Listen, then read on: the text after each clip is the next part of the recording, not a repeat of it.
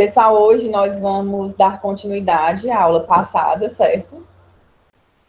Eu sei que é um tema que muitas vezes nos parece não ser da nossa alçada, não ser da nossa governabilidade, né? Quando a gente fala de nutrição, no crescimento e no desenvolvimento, muitos podem pensar que essa é uma questão exclusiva do nutricionista, mas como eu citei na aula passada, nós enfermeiros temos um pouco de tudo na nossa profissão. E principalmente quando a gente está atuando na atenção básica, muitas questões vêm para a nossa prática diária e a gente tem que ter um conhecimento um pouquinho de tudo, tá? Até porque, para que a gente possa acompanhar aquela criança, acompanhar o crescimento e o desenvolvimento dela, a nutrição faz parte de tudo isso, né?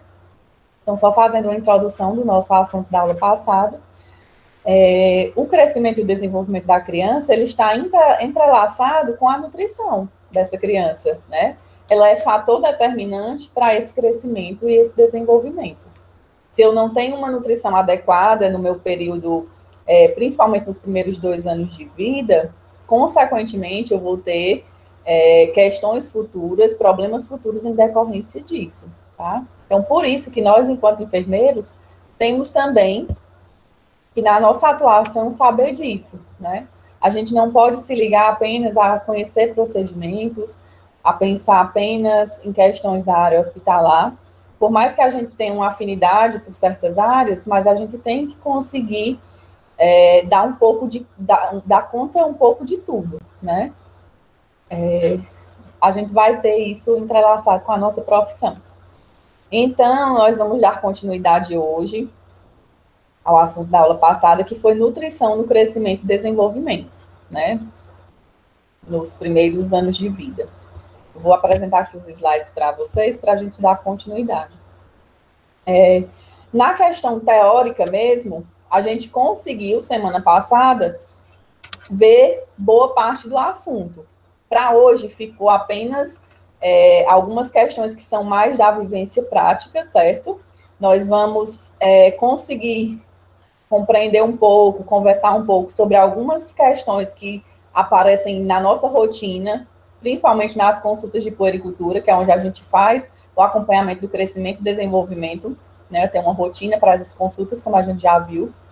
Então, nós vamos ver quais são as situações que mais se apresentam na puericultura, porque não adianta a gente ter aqui uma aula apenas teórica e não pensar em uma vivência prática. Então, a nossa intenção hoje é conversar um pouco sobre as principais situações que chegam no nosso cotidiano, né? As mães que chegam ao nosso cotidiano, as crianças que chegam no nosso cotidiano com algumas demandas, com alguns problemas relacionados à nutrição e que a gente vai, enquanto profissional enfermeiro, atuar nessas questões, tá? Depois disso, nós vamos estudar um pouco sobre os principais distúrbios nutricionais, que a gente também tem que conhecer, né?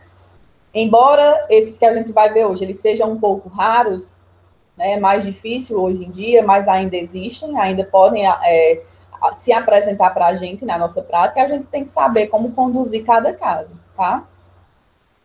Então, vamos lá. Vou apresentar aqui os slides para vocês.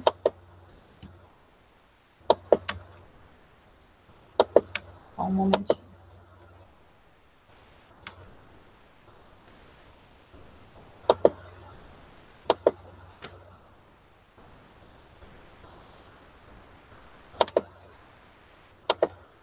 Pronto, só preciso agora do feedback de vocês se a tela de slides está aparecendo, tá? Enquanto o pessoal não conseguir entrar, vai ficar saindo um pouco os slides, porque para aceitar a pessoa eu tenho que sair da tela. Pronto. Então, vamos lá. Com relação à nossa prática, tá? Vamos aqui já nos sentir realmente enfermeiros, tá? Eu espero que vocês, nessa aula de hoje, vocês coloquem na cabeça de vocês, eu sou enfermeiro, eu estou na atenção básica atuando e estou na consulta de puericultura, né? Nas consultas de rotina dessas crianças. E aí, né? O que é que a gente vai constantemente receber relacionada à nutrição no crescimento e desenvolvimento da criança. Então, vamos lá. Hoje eu quero muito feedback de vocês pelo chat, no sentido de que nós vamos ver agora situações que vão chegar para vocês na prática e como é que vocês acham que vocês devem conduzir essas situações.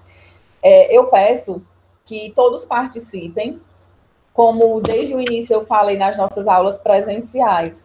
A participação, ela é um quesito avaliatório no sentido de você, da gente conseguir avaliar o seu andamento na aula, a sua participação, né, se está conseguindo compreender bem. Ninguém aqui precisa acertar tudo, né? Nós estamos aqui para aprender, eu aprender com vocês e vocês comigo. Então, eu peço que todos participem. Eu venho percebendo que nas aulas virtuais são poucas as pessoas que participam, não sei se por vergonha, né, de estar participando no chat, mas assim, vamos, igual na sala, igual na aula presencial, nos sentir uma família, né? Não sentir vergonha um do outro, não achar que fulano sabe mais que a gente. Vamos nos sentir iguais. Eu estou aqui para aprender com vocês e vocês para aprender comigo e a gente vai nessa troca, tá? Então, nós vamos ver agora algumas situações que eu preciso do feedback de vocês. Até para avaliar como é que está sendo a questão das aulas, tá? Vamos lá. Gente, uma situação muito comum, né? A gente viu que a gente orienta a mãe a amamentar exclusivamente os 6 primeiros meses de vida da criança, não é isso? Mas nós também sabemos que a mãe trabalhadora, ela só recebe, muitas vezes no seu emprego, 4 meses de licença maternidade. Já tem outros trabalhos que dão os 6 meses, né? Mas nós temos as mães que só têm 4 meses. E aí? E quando essa mãe tem que voltar ao trabalho, né? Muitas vezes na nossa consulta de puericultura, a gente está fazendo acompanhamento e a mãe vem amamentando exclusivamente, aí vem para as consultas, tudo direitinho. Quando a criança vem para a consulta já dos 4 meses, a mãe está desesperada porque vai ter que voltar ao trabalho. E aí? O que é que ela vai fazer? Ela vai parar de amamentar essa criança? Ela vai introduzir outros alimentos já apenas com 4 meses? O que é que a gente vai fazer, né? Então, nós temos aqui uma situação, tá? Para a gente analisar. Vamos lá. Criança tem 4 meses, né? Tá aqui no nosso slide, vocês podem acompanhar. Criança tem 4 meses, está eutrófica, que é eutrófica. Ela está com o peso adequado, tá? Ela está com a nutrição adequada, está eutrófica.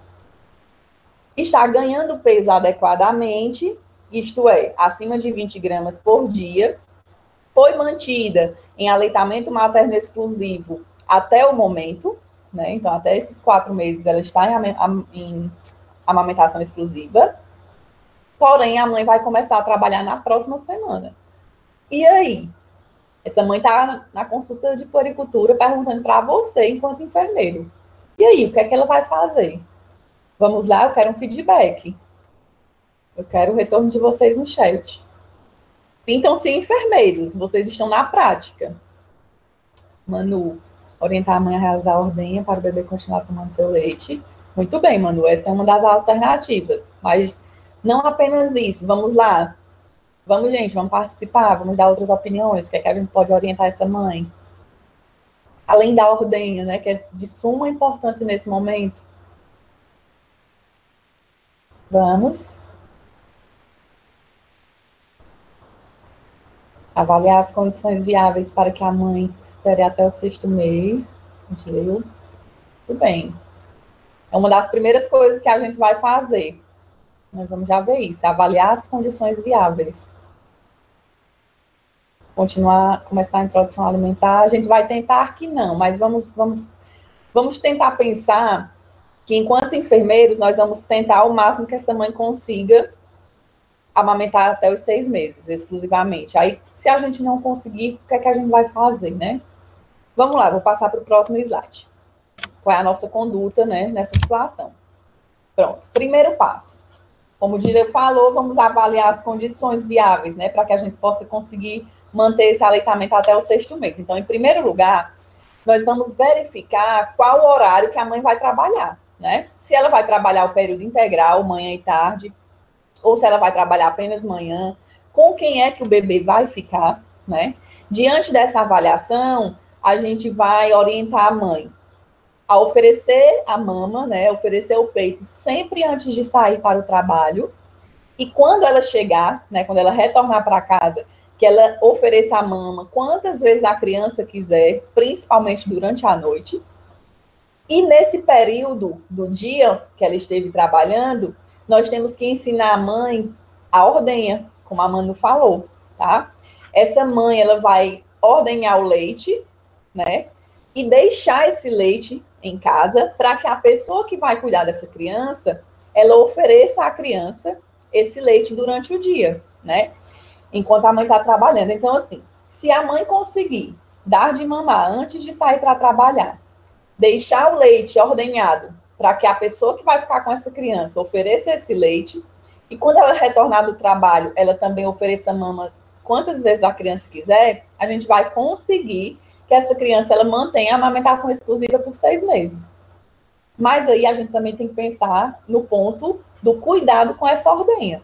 Então, o nosso papel enquanto enfermeiro, além de orientar que ela deve fazer a ordenha, a gente tem que orientar como ela deve fazer, como é que ela vai acondicionar esse leite, porque senão, se ela acondicionar de forma errada, não tiver a higiene adequada, ela vai levar uma diarreia para essa criança, e não é isso que a gente quer.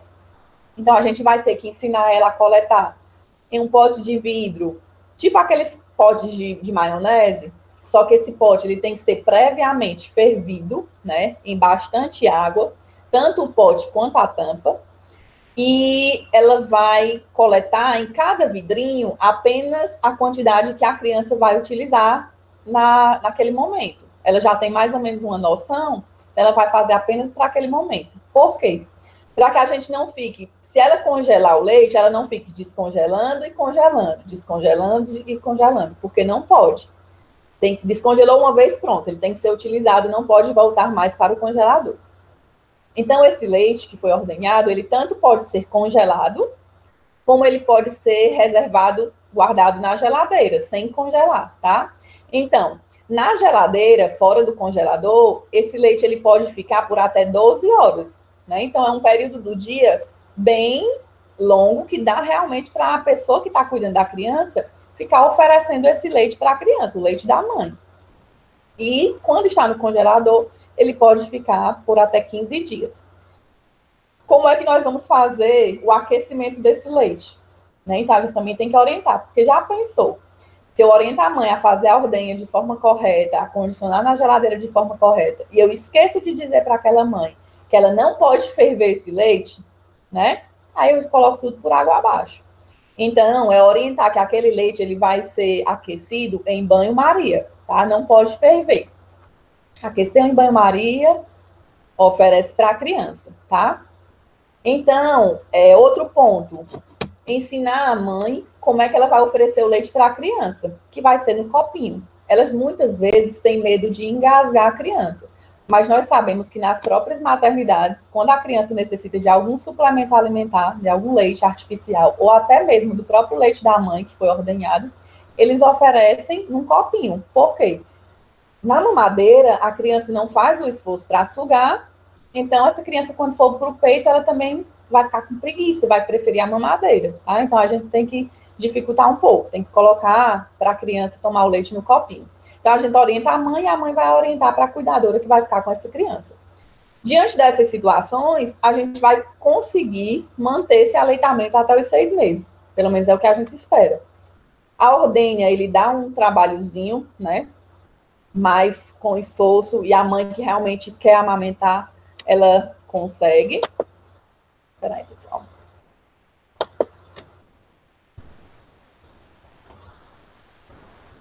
Dileu, a professora do meu estágio, eles usavam mamadeira na maternidade. Isso. No caso, não é tão adequado, né?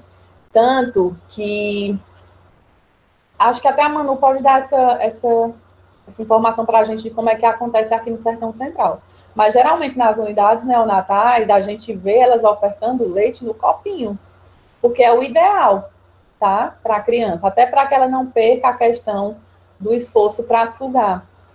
Quando ela for para o peito da mãe, quando a gente dá mamadeira para a criança, que ela não tem trabalho, quando ela vai para o peito, que ela tem que desenvolver aquele trabalho de sucção, ela não vai querer, ela vai preferir o que é mais fácil, né? Então, sempre tentar oferecer o leite no copinho. Vamos lá. Durante o período que ela está trabalhando, né, durante o dia, a gente, ela ordenhou o leite, deixou para a criança, mas a gente sabe que esse leite vai continuar sendo produzido no decorrer do dia. Então, essa mãe pode ficar com as mamas engurgitadas, tá?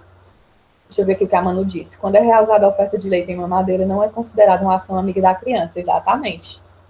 Obrigada, Manu. Então, quer dizer que aqui no Sertão Central nós também temos a oferta no copinho, não é isso? É o mais correto, gente, tá?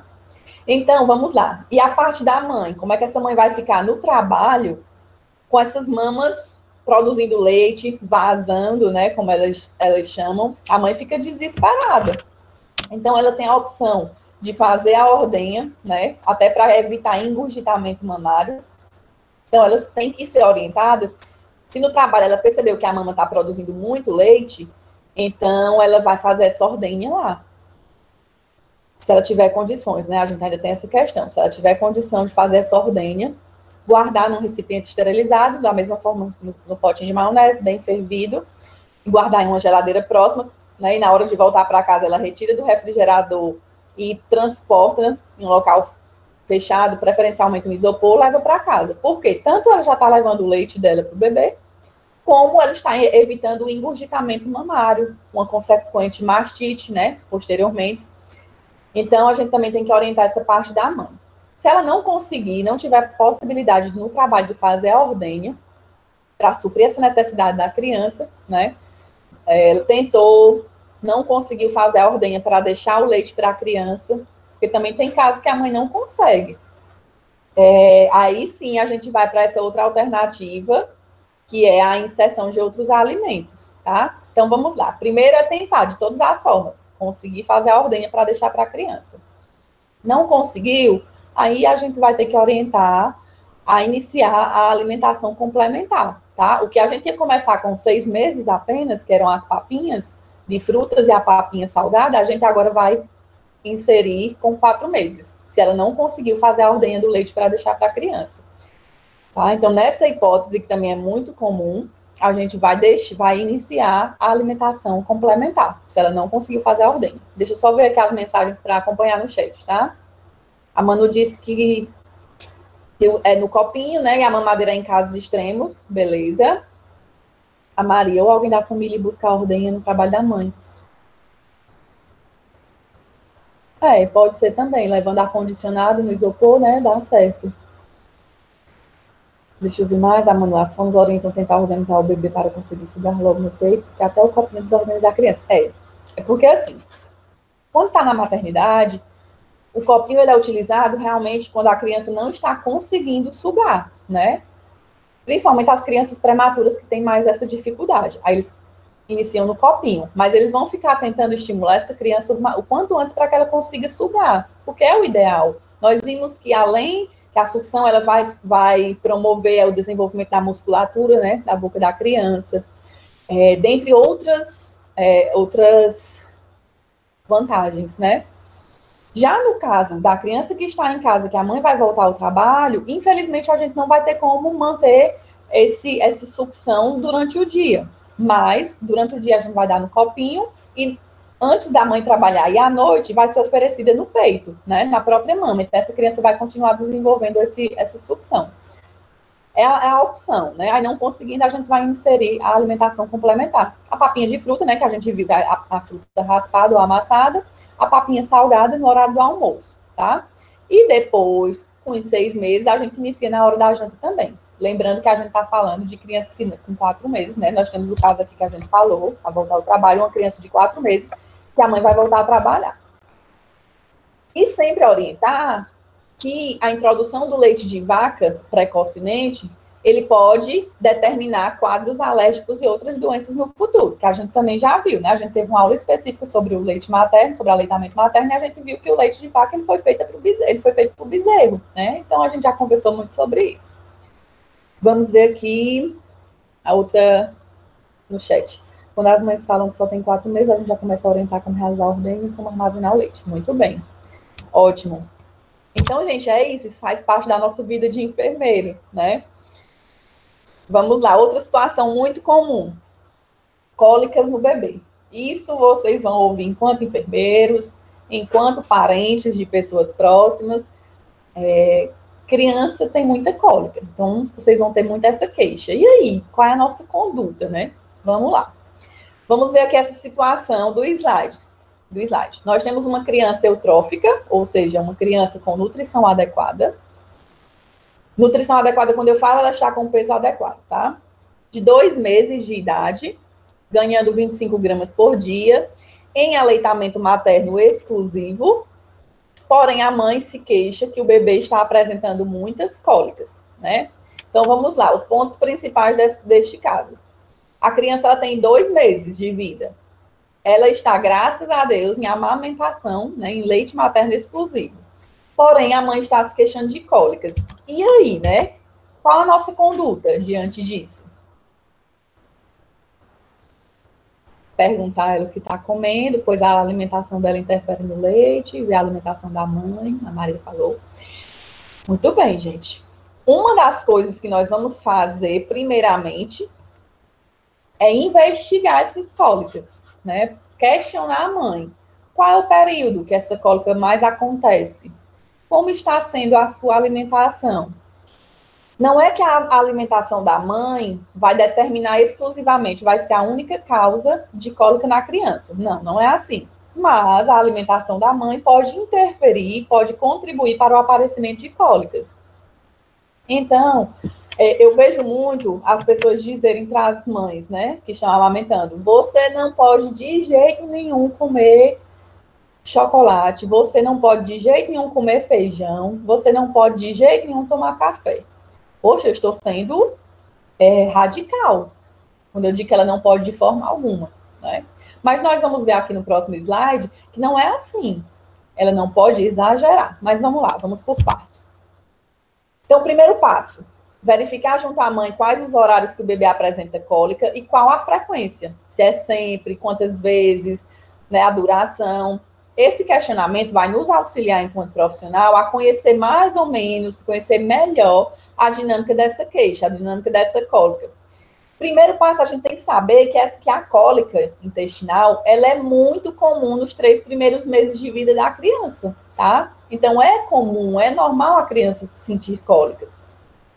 E nós temos que saber diferenciar a cólica orgânica da cólica emocional. É interessante, mas o recém-nascido, ele tem também cólica emocional, tá? Então, vamos lá. Se essa queixa de cólica, ela se refere a vários momentos do dia, geralmente de 20 a 30 minutos após as mamadas, pode ser um problema relacionado a uma cólica orgânica, a questão realmente fisiológica, a questão da amamentação, a questão da alimentação da mãe. Mas as causas mais comuns também dessa cólica orgânica é uma pega inadequada, tá? A criança não está pegando bem a mama, não está sugando bem, ou está tendo intervalos muito curtos entre as mamadas, né? Então, a mama está sendo esvaziada insuficientemente. As causas mais comuns, pega inadequada, intervalos muito curtos de mamadas por insuficiência de esvaziamento adequado da mama. Nesse caso, há uma sobrecarga de lactose, aumentando a formação de gases e levando ao desconforto abdominal do lactente, tá? Então, vamos lá. Vamos tentar resumir um pouco esse slide. Nós temos a cólica orgânica e a cólica emocional. Se essa cólica ela acontece geralmente após as mamadas, uns 30 minutos após as mamadas, ela está relacionada ao processo de amamentação, que pode ser uma pega inadequada, que pode ser intervalos muito curtos por insuficiência do esvaziamento da mama e por aumento da formação de gases. Por isso que muitas vezes durante as cólicas, o que é que o enfermeiro orienta que a mãe ofereça para a criança? O Luftal, tá? Então, com relação a medicamento, o que a gente orienta é o Luftal. Mas antes da medicação, a gente também pode orientar outras questões, que é a massagem na barriguinha da criança, sempre no sentido horário, a mãe fazer aquela massagem, uma compressinha morna também ajuda. Sempre que ela for fazer a massagem na barriga, ela aquecer as mãos, tá, para fazer essa massagem. Fazer a massagem com as perninhas da criança, fazer os exercícios, que ela fica elevando e baixando a perninha da criança, elevando e fazendo movimentos circulares com a perninha da criança. Tudo isso facilita. Por quê? Vai facilitar a liberação dos gases. Tanto que quando a gente começa a fazer o exercício na perninha da criança, ela começa a soltar as flatulências, a soltar pum, né? E esse esvaziamento, essa liberação de gases, já vai reduzir as cólicas da criança. Gente, na puericultura é muito interessante. Quando a mãe chega com a criança que está com essa queixa de cólica, que a gente, enquanto enfermeiro, começa a fazer o exercício, a criança já começa a liberar flatulência, a mãe faz assim, vale, é rápido assim? Tá? Então, esses exercícios, eles realmente são eficazes. E, por outro lado, nós temos também a cólica emocional, que é a condição emocional tanto da mãe ou do ambiente, né, aquele estresse, quando tem aquele estresse familiar, eles são fatores que estimulam as cólicas nos bebês. Então, geralmente, essa cólica emocional, ela tende a acontecer em um determinado período do dia, apenas em um determinado período do dia, geralmente no final da tarde ou da noite. Geralmente no momento que tenha mais estresse familiar, tá? Então, não está relacionada à mamada. Já é mais difícil essa cólica emocional, mas acontece. Vamos ver aqui, Letícia, até quando o bebê sente cólica. O mais comum, que é o período que acontece mais vezes, a mãe se queixa muito, é até os 3 meses, tá? Depois de 3 meses, o intestino dessa criança já vai estar mais adaptado, ela começa a diminuir mais as cólicas, tá? Então, o mais comum é até o 3º mês, é onde ela sente mais, é onde vocês vão ver mais queixas das mães nas consultas. Outra coisa, é muito comum a oferta de chás, né? Principalmente quando a criança está com cólica. Vem a avó, vem a tia, vamos oferecer um chazinho ou mel, né? Não pode, gente. Nós temos que observar se essa prática não está acontecendo, questionar a mãe se ela não está oferecendo chá para a criança, tá? Porque o oferecimento de chá, ele cria um ciclo vicioso, porque ele provoca a aerofagia. O que é isso? É o ato de engolir o ar em excesso.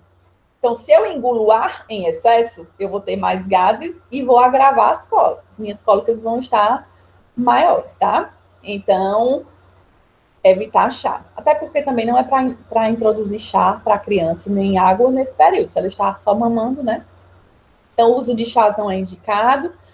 Também por ocupar um volume no estômago e o bebê vai sugar menos o peito, né? Ele está sentindo o estômago dele está mais cheio, então ele vai mamar menos. Então, isso também pode prejudicar o crescimento dessa criança. Outra questão. Caso a mãe, ela consuma, aí vem a parte da alimentação da mãe. Caso a mãe consuma excessivamente alimentos como leite, queijo, iogurte, chocolate, café, ovo, chá preto, chá mate, refrigerante, a gente vai pedir para essa mãe diminuir a quantidade desses alimentos enquanto ela estiver amamentando. Não é que ela vai parar total, tá? Mas ela tem que diminuir esse consumo, ela não pode consumir excessivamente, porque o consumo excessivo, ele pode agravar as cólicas do bebê. Mas a gente não vai mandar ela parar total. Tem coisas que ela também gosta e que também traz prazer para ela e que, consequentemente, faz bem, né? Mas o consumo em excesso não pode. Aí vem a questão de orientar, acariciar o bebê, como eu falei, fazer massagens, conversar com o bebê, colocar uma música suave para aliviar a tensão, principalmente aí na questão da cólica emocional, né? Tentar deixar o bebê o mais calmo possível. Eu acho que isso é lindo na teoria, né, gente? Mas na prática ninguém sabe como é. Deixar o bebê calmo, como, né? Só quem é mãe é que realmente sabe. Deixa eu ver aqui o que foi que as meninas, que o Dílio falou. Professora, tem a questão das crenças, que a gente ouve muito, que não torcer a roupinha. Pronto, e a gente tem sempre que respeitar. Gente, essa questão cultural, a gente nunca pode bater de frente, em nenhum sentido, tá? A gente respeita, são questões culturais que já vêm de muito tempo, a gente respeita, mas a gente agrega o nosso conhecimento. É uma questão que eu não sei se vocês já ouviram falar, que antigamente, quando tinha realmente muitos casos de diarreia, de morte de crianças por diarreia, e as pessoas acreditavam apenas na reza, né? Vou levar para a rezadeira, só cura com a rezadeira. A saúde, ela se uniu com essas rezadeiras. Então, muitas dessas rezadeiras recebiam o soro de reidratação oral, pacotinho. Quando a mãe procurava a rezadeira para rezar no bebê, porque a criança estava com diarreia, ela fazia a parte dela, ela rezava na criança, mas ela também ofertava o soro de reidratação oral. Então, estava unindo as duas práticas, tanto a prática cultural da reza, que a gente tem que respeitar, como a gente tinha agregado a parte teórica e a parte da questão da saúde do soro de reidratação oral, que é fundamental na diarreia, né? Então, a gente tem que sempre tentar unir e tentar ajudar essas pessoas respeitando a questão cultural delas, tá? Vamos lá. É importante considerar que as cólicas, elas são comuns do primeiro ao terceiro mês, como já foi dito, pois o organismo da criança, ele está sofrendo adaptações. Então, massagear o abdômen do bebê com uma das mãos pode ajudar a eliminar os gases. Fazer o exercício das perninhas, como eu já falei. Tudo isso vai facilitar, certo? Com relação à cólica, tudo certo? Deixa eu ver aqui o que a Ju falou. Eu vendo bastante cebolinha branca e semente picônia, depois a mãe disse que é muito bom para a cólica. Pois é, já essa questão do chá, né, que isso aí é para elas fazerem o chá, a gente já tem que tentar, não é bater de frente, tá?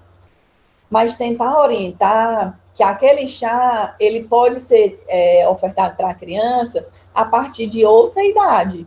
Mas uma criança com 4 meses, o intestino dela, o estômago dela ainda não está preparado para receber esse tipo de chá. A gente tem que tentar orientar a questão que isso pode atrapalhar na amamentação, pode aumentar o número de gases. Então, a gente vai tentar conduzir de uma forma que ela ofereça em outro momento, quando a criança já estiver maior. Aí a gente dá essas outras opções, né? Mas a gente sabe que nem sempre a gente consegue. A gente vai fazer a nossa parte de orientar, de dizer que não pode ser assim, que é melhor da outra forma, que é melhor outra prática, que depois, no futuro, ela pode ofertar esse chá. E vamos fazer a nossa parte. Mas a gente também sabe que por trás, muitas vezes, elas oferecem esses chás, né? Enfim, vamos respeitar, mas vamos sempre fazer a nossa parte de orientação.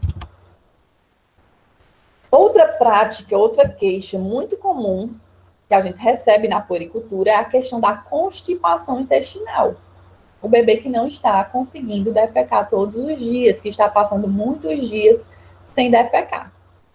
Aí nós vamos ver que cada caso é um caso, né? Cada caso merece uma conduta diferente. Nesse slide, eu quero que vocês olhem direitinho e vamos fazer a leitura junto comigo para que a gente consiga analisar esse caso. Lembrando sempre, como eu falei no início, vamos nos sentir enfermeiros no nosso consultório do posto de saúde, fazendo a nossa consulta de puericultura, e a mãe chega com essa criança de 15 meses com essa queixa. Vamos lá, situação. Criança de 15 meses, ou seja, ela tem 1 ano e 3 meses, eutrófica, está com peso adequado, né? Com queixa de constipação intestinal há várias semanas. Essa criança está com dificuldade de defecar. E a mãe, ela nos relata essa história alimentar que está aqui no slide. Vamos ler junto comigo. A mãe diz que 8 horas da manhã, ela dá uma mamadeira de leite integral para a criança, com 2 colheres de sopa de farinha à base de arroz. Basicamente um mingau, né? 10 horas da manhã, ela oferece 2 biscoitos doces para essa criança lanchar. Meio-dia, ela oferece 2 colheres de sopa de arroz, 2 colheres de feijão, 1 colher de sopa de frango, 1 colher de sopa de abóbora, a criança não come tudo, e 1 copo de refresco de maracujá. 2 horas da tarde, ela dá outra mamadeira de leite integral com farinha à base de arroz. Isso é um mingau, né, gente? 3 horas da tarde, de 3 para 4 horas da tarde, ela dá de 2 a 3 biscoitos de leite para a criança. 18 horas, ela dá uma sopa de macarrão e ervilha. E antes de dormir, ela dá outra mamadeira de leite com farinha de arroz, que é o mingau. Então, o que é que a gente pode observar diante disso? Vamos lá, me ajudar aqui no chat. Vocês estão consultando essa criança. Muito bem, Ítalo. A gente observou aí frutas 0. Quando a gente observa que na alimentação dessa criança, 0 frutas, consequentemente está 0 o quê? 0 fibras, né? Cadê a ingestão de fibras na alimentação dessa criança?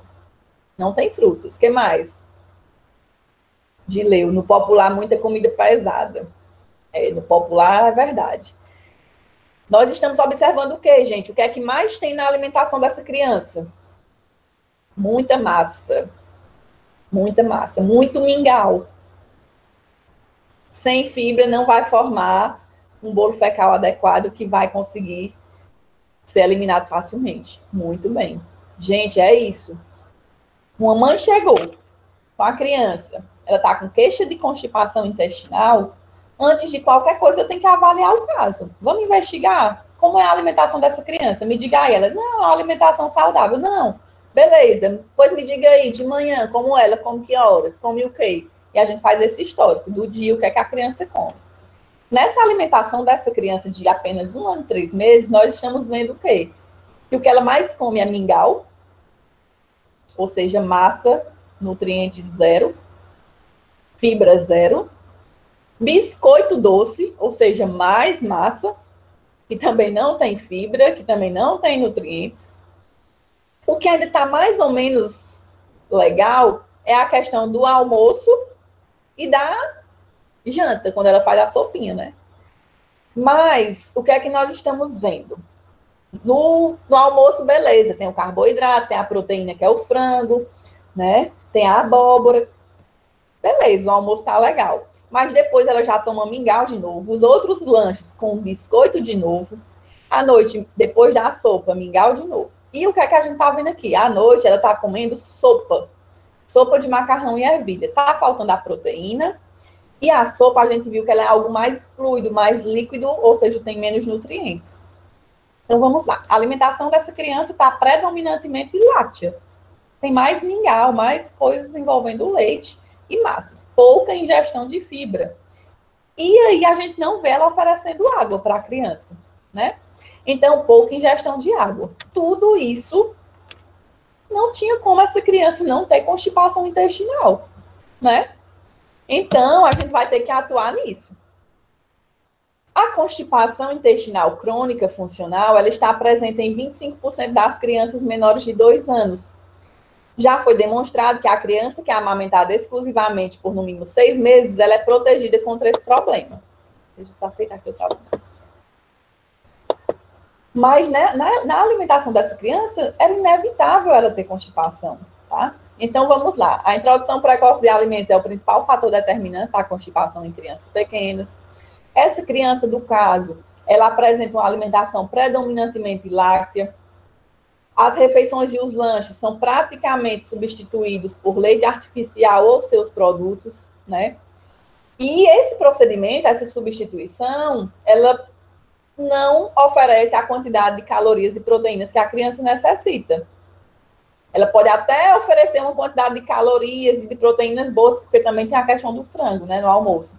Mas ela não vai favorecer uma ingestão adequada de fibras e de volumes de alimentos, o que vai dificultar o trânsito intestinal e o que vai ocasionar a constipação intestinal. Então, nós vamos ter que orientar essa mãe, porque a quantidade de fibras recomendadas para a criança menor de 2 anos é em torno de 5 gramas por dia. E nós vimos nessa alimentação que era pobre, pobre, pobre em fibras, né? A pouca ingestão de água também vai dificultar, né? Também vai favorecer a constipação intestinal. E a gente tem que oferecer a essa criança água. Ah, mas eu ofereço suco e refrigerante. Diferente. A osmolaridade desse líquido é diferente. Tem que oferecer a água. A criança tem que beber bastante água por dia também. Todos nós temos, né? E a questão dos biscoitos doces nos lanches. Eles devem ser substituídos preferencialmente por frutas. Aí vamos lá. Aqui são os exemplos de alguns alimentos que têm fibra e a quantidade, para que a gente possa conhecer e conseguir orientar. Por quê? Não adianta eu dizer, mãezinha, você tem que dar por dia 5 gramas de fibra para a sua criança. Ela vai dizer, 5 gramas de fibra? E onde é que eu vou encontrar fibra? Aí vai a nossa parte orientar. Então, vamos lá. O feijão. ele tem 2 colheres de sopa de feijão, tem mais ou menos 2 gramas de fibras. A batata, uma batata, ela tem 2,5 gramas de fibra. O aipim, que é a mesma coisa da macaxeira, 2 colheres de sopa de macaxeira, tem de 2 a 2,5 gramas de fibra. Aí tem a vagem, tem o mamão, que uma fatia de mamão, ele tem 2 gramas de fibra. Maçã, uma maçã pequena tem 2 gramas. A aveia, uma colher de sopa de aveia tem 2 gramas de fibra. E uma manga média, ela tem cerca de 2 gramas de fibra. Então, aí já tem alguns exemplos de alimentos que contêm fibras e que a gente pode orientar essa mãe a inserir na dieta dessa criança. Então, uma boa opção seria vamos lá, a nossa conduta. Vamos modificar a questão da alimentação dessa criança. Primeiro passo, vamos retirar a farinha.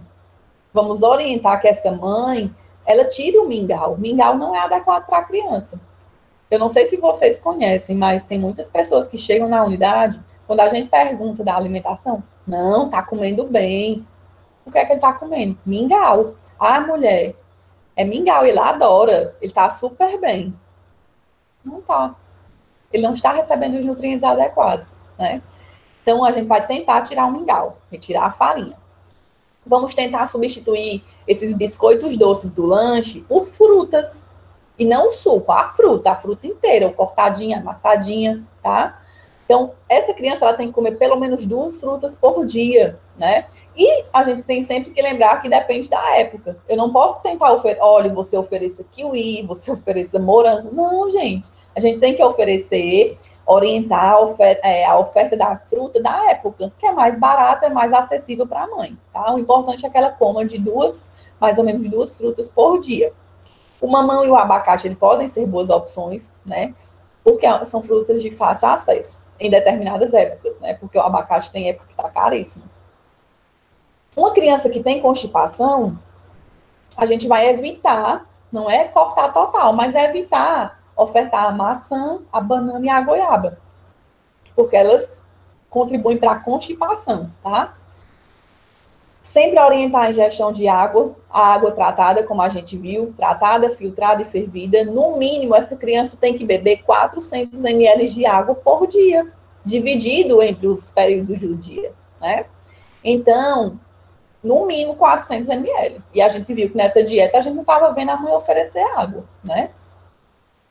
Organizar os horários, aumentando o intervalo antes das principais refeições para que a criança consuma um maior volume de alimentos, o que vai favorecer o estímulo gastrocólico do peristaltismo intestinal. Que é isso, professora? Que nome difícil é esse? Estímulo gastrocólico do peristaltismo intestinal. Que é isso? Gente, nós temos esse estímulo quando a gente se alimenta, que a comida chega no estômago. Quando esse estômago ele se expande, ele sente a presença do alimento, ele vai estimular o meu intestino a fazer o peristaltismo, que é o movimento intestinal. Então, quando esse alimento ele chega no estômago, ele vai ter esse estímulo gastrocólico, vai estimular o peristaltismo, que é o movimento intestinal, e vai conseguir fazer o caminhar desse alimento até que ele seja eliminado, tá? Temos que orientar a introdução de verduras e legumes na alimentação dessa criança, e não indicar nunca o uso de laxantes. É outra coisa que a gente vê muito, vocês já devem ter ouvido falar nos manás da vida, né? A mãezinha chega, não, meu filho tá com constipação, mas eu comprei um maná.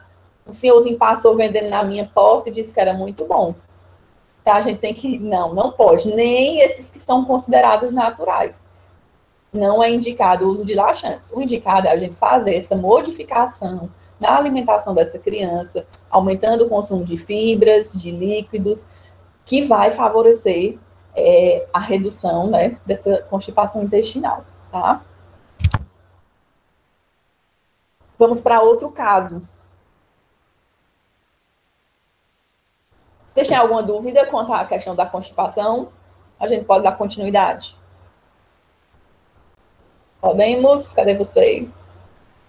Obrigada, Maria. Vamos lá. Outra questão que às vezes chega para a gente, e que essa daqui eu quero que vocês me deem a opinião de vocês mesmo, tá? É a questão do excesso de ganho de peso. Mas nós vamos avaliar essa situação. Isso também já chegou para mim na minha prática e pode chegar para vocês. Vamos lá, vamos ler comigo. Criança de 4 meses, em aleitamento materno exclusivo, com ganho de peso diário de 80 gramas. Essa criança, ela situa-se acima do percentil 97 da curva de peso. Gente, se o normal seria, como disse aqui nos primeiros slides, vou voltar aqui para vocês. Espera aí. Ganhar mais ou menos umas 25 a 30 gramas por dia, e essa criança está ganhando 80 gramas por dia, ela está com um peso excessivo, né? Ela está com excesso de ganho de peso. O que é que a gente vai fazer nesse caso? Eu quero muitas respostas aqui agora, de todos, nem que repitam as opiniões. Mas eu quero saber de vocês. Criança de 4 meses, em aleitamento materno exclusivo, com ganho de peso diário de 80 gramas, situa-se acima do percentil 97 da curva de peso. Qual a nossa conduta enquanto enfermeiros diante dessa situação? Vamos lá, até agora só o Dileu respondeu. Quero ver mais respostas.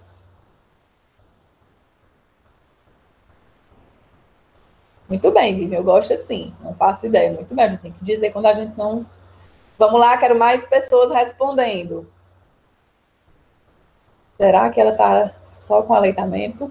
Boa, Maria, boa pergunta. Esse é um dos questionamentos que a gente deve fazer. Mas digamos que ela esteja só em aleitamento materno exclusivo. O que é que a gente faz? Vamos lá? Vamos, pessoal. Quero mais opiniões. Vocês estão no consultório de vocês, atendendo a criança. A mãezinha está desesperada porque a criança está ganhando peso demais. Alimentação da mãe.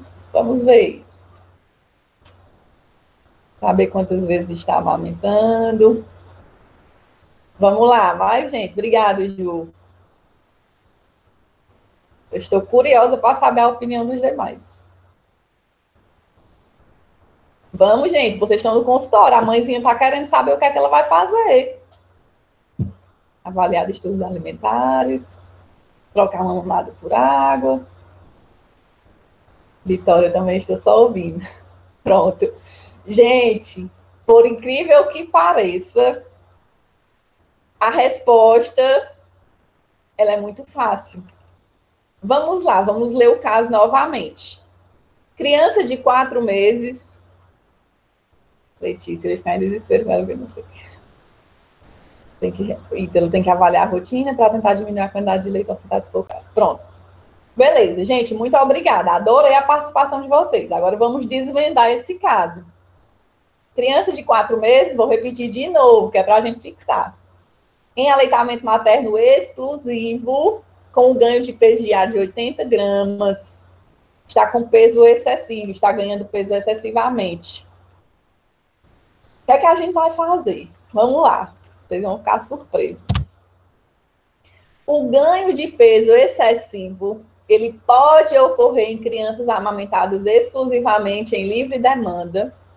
A composição corporal desse bebê, apesar da aparência de obeso, ele é diferente daquela que é relacionada ao aleitamento artificial. Então, essa composição não é de risco. E já foi demonstrado que por volta dos 2 anos de idade, o bebê entra na curva normal de crescimento, tá? Então, se essa criança está somente mamando, né, está em aleitamento materno exclusivo, por mais que ela esteja ganhando peso excessivo, é normal, não tem risco. Eu não vou precisar controlar as mamadas, eu não vou precisar trocar por água, eu não vou precisar encaminhar para o nutricionista, eu não vou precisar fazer nada. Vou deixar engordar, exatamente. Gente, o aleitamento materno, ele é o ideal para aquela criança. Se ele está ganhando peso, beleza. Depois vai normalizar. Porém, o que é que a gente tem que fazer? Primeiramente, né? Antes de de dizer que está tudo tranquilo, fazer o que a Maria disse no início. Vamos investigar com a mãe se ela realmente está dando apenas o leite materno. Se tiver somente no leite materno, ótimo, não é de risco, é acalmar a mãezinha, é dizer que é normal, é dizer que aquelas dobrinhas da criança está tudo normal, que ela pode continuar mamando do tanto que ela quiser, que depois, por volta dos 2 anos, esse bebê ele vai entrar na curva de crescimento normal, tá? Mas é sempre bom a gente investigar se essa mãe não está dando outro tipo de leite. Porque se ela estiver dando outro tipo de leite, ou estiver dando mingau, ou qualquer outro alimento, aí a gente já teria que intervir de outra forma. Só é normal esse ganho excessivo se ela estiver apenas no leite materno, tá? Mas é interessante mesmo. Por isso que eu instiguei tanto a saber a opinião de vocês. Porque quando a gente pensa logo no excesso de peso, a gente já fica tonto, né? Fica com medo. E chega, gente, chega na nossa área. Tem tantas crianças fofinhas que estão apenas mamando que a gente fica preocupada por elas estarem com peso excessivo, mas que bom que hoje nós todos estamos sabendo que isso é normal, não tem risco, tá? Então, se a criança estiver recebendo só leite materno, não intervir de forma alguma, manter esse aleitamento exclusivo até ela completar 6 meses de idade, tá? Eu gostei muito desse caso. E vamos para um outro extremo, né? A gente sai do ganho excessivo para a desnutrição.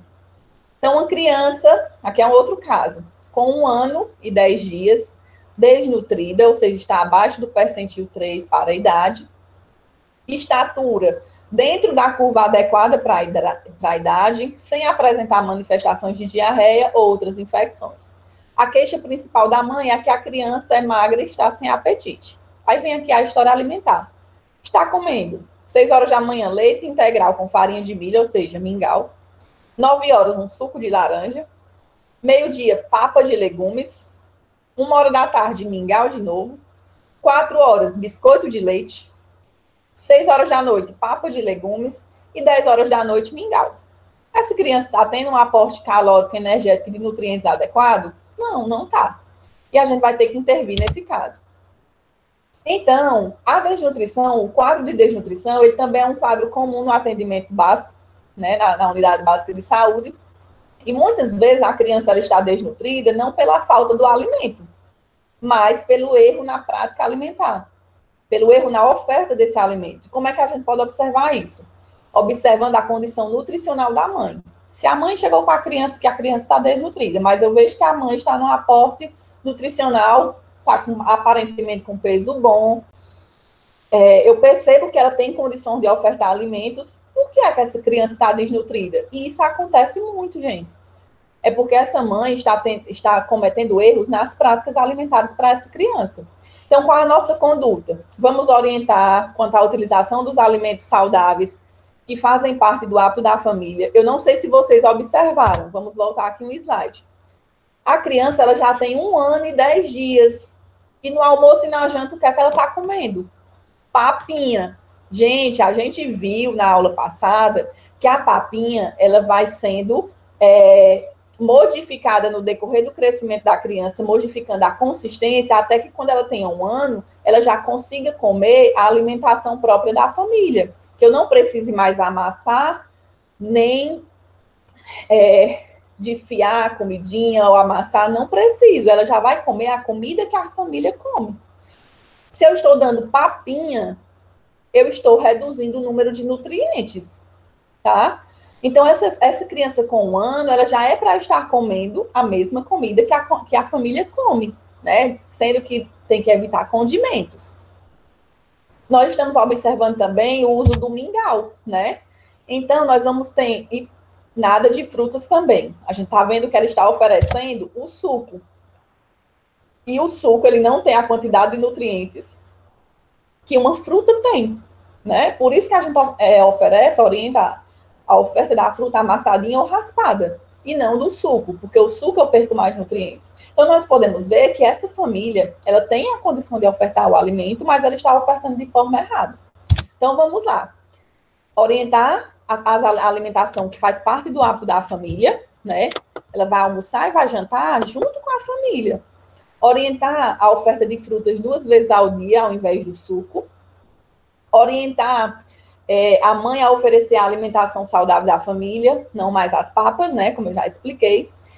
E como essa criança já está desnutrida, nós vamos acrescentar uma colher de sopa de óleo, que eu até falei na semana passada, no almoço dessa criança. Colocar o óleo em cima, né? Não fritar, não ferver, não esquentar esse óleo. Apenas colocar, depois que a comida está pronta, quando já vai ser servida, colocar uma colher de sopa de óleo na alimentação dessa criança, tanto no almoço como no jantar. Vai favorecer o aporte calórico, vai melhorar a condição dessa criança para que ela ultrapasse essa desnutrição. Oferecer volumes menores de alimentos, porém com maior frequência durante o dia, até que essa criança recupere o peso, tá?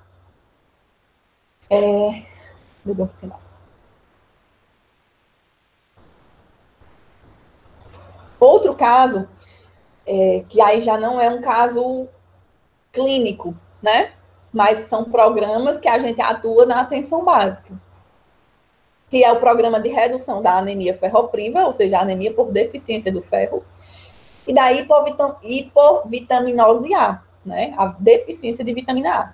No Brasil, nós temos esses programas, né? Não são em todos os estados, mas o nosso estado, o Nordeste, ele tem esse programa, esses 2 programas, nós temos o programa para a prevenção da anemia, que é com a suplementação do sulfato ferroso, que acontece do 6º mês até os 18 meses de idade da criança. Então, na consulta do 6º mês, na puericultura, nós, enquanto enfermeiros, já vamos inserir a suplementação de ferro para essa criança. Uma gotinha de sulfato ferroso por dia, como uma forma preventiva de anemia, tá? É uma suplementação. A gente vai iniciar. E a gente até viu que a criança que não é amamentada exclusivamente até o 6º mês, a gente viu semana passada que a gente antecipa esse sulfato ferroso para 4 meses. A gente começa com 4 meses na criança que não foi amamentada exclusivamente, porque ela não tem o aporte de ferro que ela receberia no leite materno, tá? Então, se a criança mamou até os 6 meses, aí eu vou começar o sulfato ferroso apenas com 6 meses. E essa criança vai tomar diariamente até completar 1 ano e 6 meses, tá? E nós temos o programa de prevenção da hipovitaminose A, né? Esse programa, ele acontece na região Nordeste e em Minas Gerais, e em áreas endêmicas para a deficiência de vitamina A. Então, como é que a gente faz essa suplementação? Os meninos que são técnicos já conhecem. A gente distribui a mega dose de vitamina A para crianças menores de 5 anos de idade. Então, a data da suplementação de vitamina A, ela é para ser anotada na caderneta de vacinação da criança, que tem também um espaço específico para a suplementação de vitamina A, tá? Então, a criança, a partir de 6 meses, ela vai receber essa dose. Ela vai receber, de 6 meses até menores de 11 meses, ela vai receber a dose de 100.000 unidades.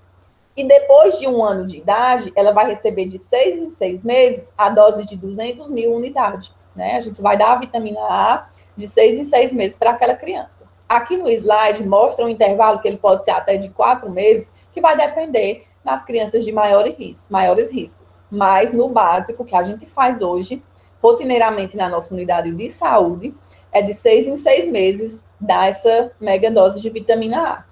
Então, até menor de 1 ano, a mega dose é de 1.000 unidades. Depois de 1 ano, já é de 200.000 unidades a cada 6 meses. Essa mega dose, ela tanto pode ser dada nas campanhas de imunização, como uma rotina no serviço, tanto pelo enfermeiro como pelo técnico, como ela também pode ser entregue, administrada pelo agente comunitário de saúde. Vai muito depender da área de cada atuação, para que a gente veja a disponibilidade. Tem pessoas que moram muito longe do posto, não tem condição de ir para lá receber a vitamina. O agente comunitário de saúde, ele pode entregar, certo? E aí, alguma dúvida sobre a suplementação de ferro e de vitamina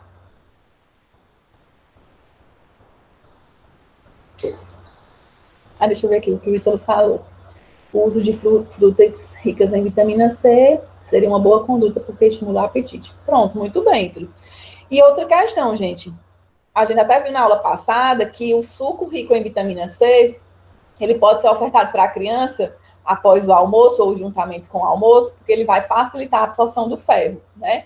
A gente só não orienta que o suco ele substitua algum lanche daquela criança, porque ele não vai trazer tantos nutrientes. Mas o suco ele pode ser ofertado após o almoço, principalmente o suco rico em vitamina C, porque ele facilita a absorção do ferro, tanto na criança como no adulto, para a gente tudo.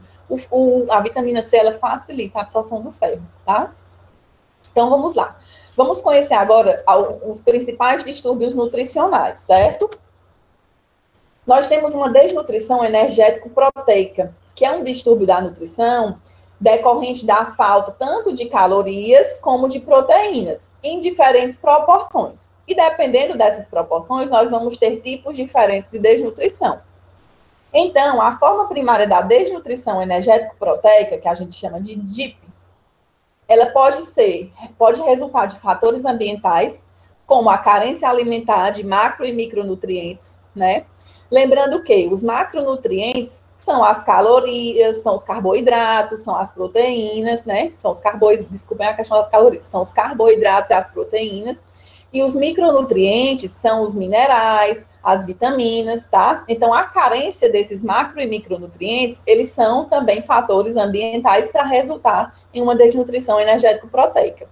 Aí vem também a questão da falta de acesso a condições sanitárias, como água e esgoto. Por quê? A falta de saneamento pode acarretar, por exemplo, em quadros prolongados de diarreia. E uma criança que tem diarreia várias vezes, ela tem maior risco de desnutrição, né? A falta de práticas de cuidados infantis, como crianças que não recebem as vacinações, crianças que não têm a higiene pessoal adequada, que não têm um ambiente higiênico, tá? Tudo isso, esses fatores podem acarretar em deficiências, em desnutrição energético-proteica.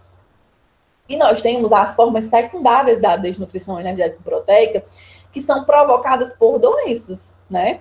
Muitas vezes a criança ela tem condição, muitas vezes ela tem um aporte nutricional bom, ela recebe alimento suficiente, tem saneamento básico, mas ela tem alguma doença, alguma patologia que diminui aquela absorção intestinal e que leva essa criança a ter uma desnutrição energético-proteica. Como, por exemplo, algumas síndromes de absortivas, alguns tumores, tá? Então, tem algumas doenças que vão diminuir essa absorção intestinal e que vão levar à perda de nutrientes e, consequentemente, a uma desnutrição energético-proteica, tá? Os primeiros dias de vida da criança, até os 2 anos de vida, é o período mais susceptível à desnutrição. É o mais comum da gente encontrar, tá? Lembrando que o estado nutricional ele é avaliado de acordo com os parâmetros antropométricos, que a gente já viu também em aulas passadas, como peso, estatura, IMC. A gente tem aquelas curvas do Ministério da Saúde e a gente acompanha nessas curvas de crescimento. A Organização Mundial de Saúde estima que mais de 20 milhões de crianças nasçam com baixo peso a cada ano, tá? Então, ainda é algo comum, infelizmente, tá? A desnutrição primária na infância, ela não é apenas resultado de uma oferta insuficiente de alimentos, mas de uma interação de múltiplos fatores que estão principalmente relacionados à pobreza, infelizmente, né? Então, nós temos aqui esse desenho no slide que tem a desnutrição no centro e tem as más condições de vida como fator contribuinte para essa desnutrição, como a anorexia, a má absorção, o catabolismo, infecções e diarreia e deficiências imunológicas. Tudo isso são fatores que vão contribuir para essa desnutrição, tá? E aí, quando a gente faz o exame físico da criança, o sinal clínico mais precocemente observado é a insuficiência do crescimento. Quando o ganho ponderal, ou seja, quando o ganho de peso, ele torna-se deficiente. Aí a gente já começa a ficar alerta, já começa a observar essa desnutrição. Quando a desnutrição ela é aguda, ou seja, é recente, a gente observa inicialmente um maior comprometimento do peso. Estou vendo que aquela criança não está ganhando peso adequadamente. Eu já fico alerta para a desnutrição. Então, se é uma desnutrição aguda, ou seja, começou agora, a primeira coisa que a gente vai conseguir observar é o peso inadequado dessa criança. Mas, quando essa desnutrição ela se torna crônica, ou seja, vem algo de muito tempo, a gente, além de observar um peso inadequado, a gente vai ver um comprometimento na estatura, ou seja, no tamanho dessa criança. Então, quando eu tenho apenas comprometimento do peso, eu tenho uma desnutrição aguda. Mas quando eu tenho uma desnutrição crônica, eu já tenho um comprometimento do tamanho dessa criança, tá? Da estatura dessa criança. Então, as curvas de peso e estatura, geralmente na desnutrição, elas se mostram estacionadas, ou seja, eu estou vendo que a criança ela está ganhando idade, né? A cada dia ela está aumentando a idade, mas o peso ou a estatura está estacionado, não está naquela curva ascendente. Ou eu ainda vejo pior, eu ainda vejo uma curva decrescente. Ao invés de ela estar subindo, ela está descendo. Isso aí já nos alerta para a desnutrição, tá? E aqui nós vamos conhecer agora as formas clínicas graves da desnutrição energético-proteica. Gente, nós temos aqui dois extremos da desnutrição energético-proteica. Nós temos o marasmo, podem observar na imagem, é uma imagem chocante, né? O marasmo, e nós temos o kwashiorkor. Kwashiorkor. Difícil, né, o nome? Kwashiorkor. Do outro lado, são extremos. Eu estou vendo aqui no marasmo uma criança extremamente magra. E já no kwashiorkor, eu estou vendo uma criança aparentemente gordinha. Mas essa criança do kwashiorkor, ela está desnutrida. Isso nela que a gente está vendo, pensando que ela é gordinha, pensando que ela está com peso bom, ela está demasiada, ela está inchada, tá? Então, historicamente, as principais síndromes de desnutrição energético-proteica são o marasmo e o kwashiorkor, os quais são dois extremos. E também existe o caso intermediário, existe a criança que tem as duas coisas. Tem o kwashiorkor marasmático, que a gente conhece, que vai ter sinais clínicos das duas doenças, tá? Então, o marasmo, que é esse daqui, é um estado de má nutrição que resulta de uma deficiência calórica total. Essa criança tanto está com deficiência de energia quanto de proteínas. O marasmo, ele significa desgaste e, em termos grosseiros, denota inanição. Geralmente, essa criança não tem dieta, a dieta dela é muito deficiente, tanto em relação a proteínas quanto de calorias, tá? A apresentação clínica mais comum, principalmente em crianças menores de 1 ano, né? Embora não seja restrita a esse grupo.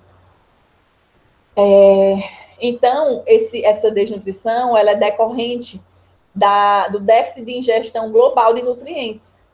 E vai se agravando também com crianças que não têm saneamento básico, aí vão desenvolvendo infecções, diarreias recorrentes, diarreias, terminam a diarreia, passa um tempinho, já começa outra, consequentemente está perdendo nutrientes, já não está ganhando muito nutrientes na alimentação, porque a alimentação é deficitária extremamente.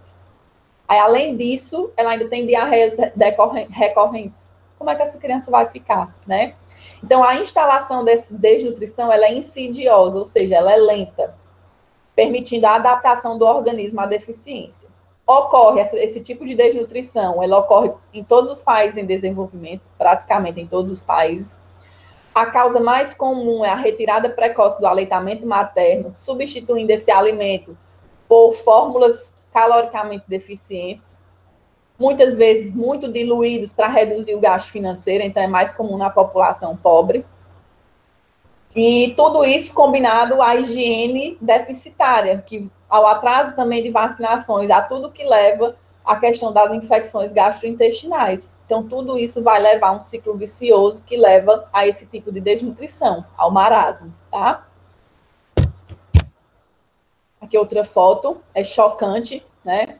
É triste de ver, mas é triste também saber que isso realmente existe.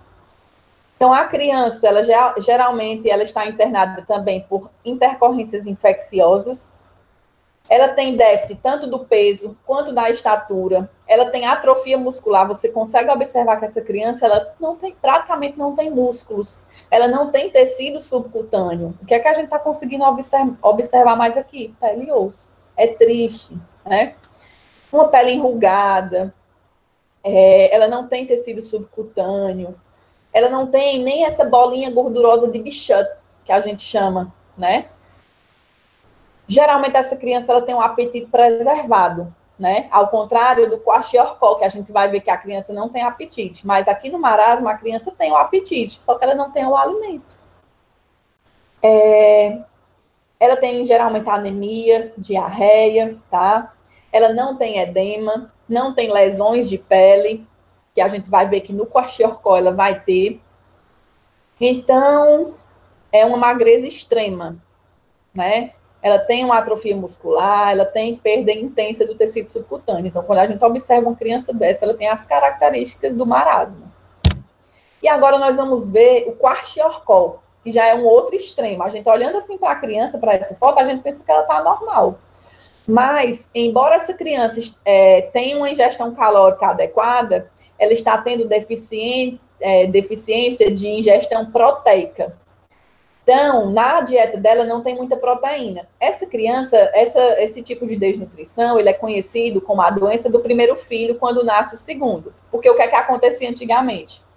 A mãe estava amamentando o primeiro filho, engravidava de novo, e tinha culturalmente a história de que ela não poderia amamentar estando grávida. E que pode, né? Mas na época eles tinham culturalmente a história que não podia. Então ela parava a amamentação daquela criança, porque estava grávida, e começava a ofertar mingau ou outros tipos de alimentos que não eram ricos em proteínas. Então essa criança não recebia o aporte de proteína adequado e desenvolvia a desnutrição kwashiorkor, tipo kwashiorkor, tá? Então, é uma criança, a desnutrição kwashiorkor, a criança geralmente se apresenta com estatura e peso menores que o esperado para a idade, mas ela tem um edema, que é observado nessa imagem, ó, as perninhas dela, ó, os bracinhos, o rosto também é demasiado, tanto que o rostinho dela, ele é conhecido como face de lua, de tão gordinho por conta do edema, tá? Então, o edema, ele é a característica principal do kwashiorkor. É um sinal clássico. Essa criança também apresenta hepatomegalia, que é o crescimento do fígado, esteatose hepática, que é a gordura no fígado. Ela se apresenta apática, hipoativa, apática porque é desanimada, é uma criança desanimada, é uma criança que está hipoativa, que está anorética, com o peso muito abaixo para a idade, né? Está desinteressada pelos fatos que ocorrem ao seu redor, é uma criança que geralmente não sorri, mesmo quando estimulada, que está também permanentemente irritada e sem apetite. Nós vimos no marasmo que a criança ela tinha um apetite. Já no kwashiorkor, ela não tem apetite, ela é desanimada, apática, tá? Diferente da criança marasmática, né? Que não tinha nem tecido subcutâneo, nem tecido muscular, no kwashiorkor essa criança tem. Mas ela tem também um edema intenso. Ela tem alterações na pele, com áreas de hiperpigmentação, com áreas de descamação, com lesões de pele. Os cabelos dessa criança com kwashiorkor, ele está geralmente com cor diferente, textura diferente, muito quebradiço, tá? As fezes dessa criança podem estar liquefeitas, com sangue e alimentos não digeridos. A anemia está presente na maioria dos casos, tá? E a hipoalbuminemia, que é a pouca quantidade de albumina, que é uma proteína no sangue, a pouca quantidade de albumina no sangue, ela também está presente nas duas, mas assim, o que a gente pode observar com maior intensidade é a questão do edema no kwashiorkor, tá? Então, o edema ele é observado em praticamente todos os pacientes. Então, nós temos também a criança que tem sinais clássicos das duas doenças, kwashiorkor marasmático. Nós temos uma criança que ela pode estar marasmática, bem desnutrida, magrinha, sem tecido subcutâneo, sem tecido muscular, mas que ela pode ter os membros inferiores, por exemplo, demasiados, inchados. Então, aí nós temos características das duas doenças, tá? Então, são as formas ditas mistas. A criança, ela evolui com carências na ingestão proteica ou energética e apresenta características dos dois tipos. É raro a gente encontrar, eu particularmente, na minha prática, eu nunca encontrei criança nem com marasmo, nem com kwashiorkor, nem com o kwashiorkor marasmático, mas a gente tem que conhecer, né? Tem que saber um pouco do caso para saber a conduta. E aí, gente, nós temos aqui que quando há uma desnutrição grave, que é nesse caso tanto o marasmo, quanto o kwashiorkor, quanto o kwashiorkor marasmático, são formas graves da desnutrição energético-proteica. Então, a nossa conduta diante desses casos é referir urgentemente ao hospital, não tem outra. Se essas crianças já vêm, nós vimos aí algumas com anemia, infecções recorrentes, não dá para ficar no posto de saúde com criança assim. Tem que referir para o hospital. O marasmo ele é muito comum na África, né? Em países subdesenvolvidos, onde tem extrema pobreza, gente, é muito comum, tá? Então, a nossa conduta diante desses casos graves é referir ao hospital. E nós temos também a obesidade, né, gente? Que é um distúrbio nutricional também presente. Digamos que na nossa sociedade é mais presente a obesidade, por um aumento do tecido adiposo, a elevação do peso corporal, tá? O IMC dessa pessoa, que é o que a gente vai avaliar, está bem alterado. E aí a gente se pergunta, o que é que a gente pode fazer diante de uma obesidade, né? A melhor conduta diante da obesidade é a sua prevenção. Ou seja, tentar modificar hábitos de vida, tentar ter uma alimentação saudável, uma educação alimentar. Então, o melhor tratamento para a obesidade é a prevenção. Aí nós vamos para a educação nutricional, a atividade física. Em alguns casos, são excepcionais, são necessárias algumas medicações, né? Na pediatria, as medicações para a obesidade, elas são reservadas apenas para os casos que apresentam comorbidades graves associadas à obesidade, né? E também se essa obesidade estiver associada, a uma doença psiquiátrica que promova compulsão alimentar, depressão, dentre outros. Então, nesses casos, a medicação para a obesidade, ela não vem como um tratamento único, não é utilizada apenas a medicação. Ele é um coadjuvante do tratamento principal, que é a educação nutricional e a atividade física.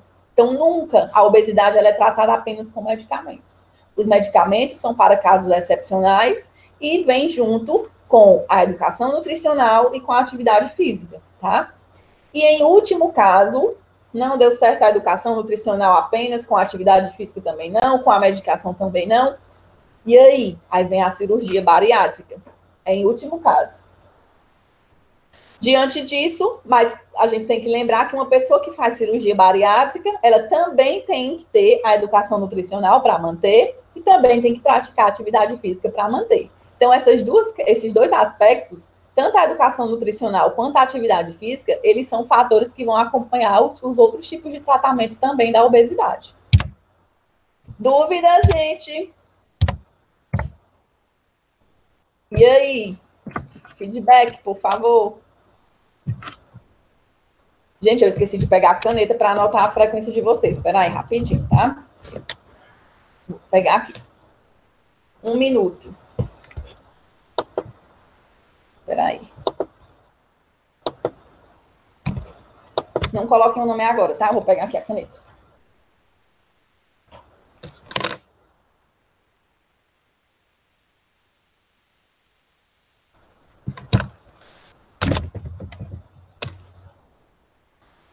Pronto, desculpa. Vamos lá para a frequência. Ítalo, eu vou falando aqui, tá? Ítalo. Pode ir colocando. Ana Thaís. Vitória.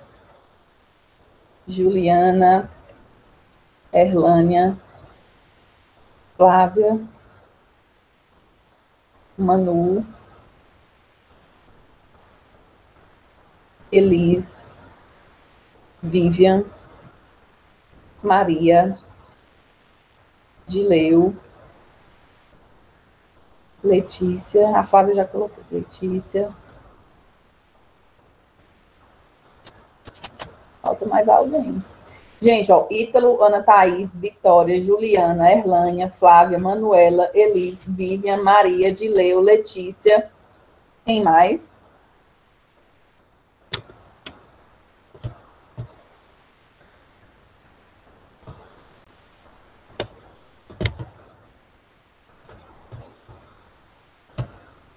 Lucas.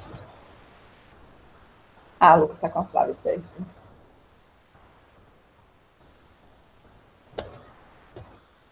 Deixa eu ver aqui se a Johanna falou.